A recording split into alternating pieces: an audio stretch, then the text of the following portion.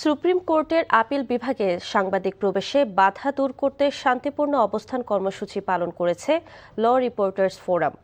দুপুরে সুপ্রিম কোর্টের মূল ফটকের সামনে এই কর্মসূচি পালিত হয়।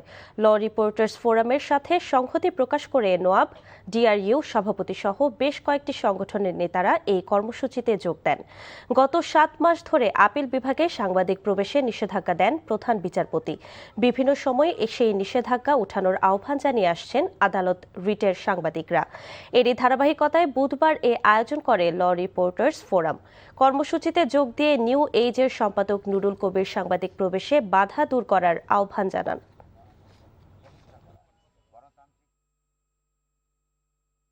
সংবাদ মাধ্যমের দায়িত্ব পালন করার ক্ষেত্রে যখন সর্বোচ্চ আদালত বাধাগ্রস্ত করে, বাধা তৈরি করে এবং বিভিন্ন সময় দীর্ঘদিন ধরে তাদের সঙ্গে সমঝোতার চেষ্টা করার পরেও তার প্রতি যখন সম্মান দেখানো হয় না, এই মুহূর্তে সেই নেতৃত্বের, এই বৈচারিক আদালতের নেতৃত্বের গণতন্ত্র পরায়ণতাকে আমাদের মধ্যে প্রশ্ন জাগতে বাধ্য।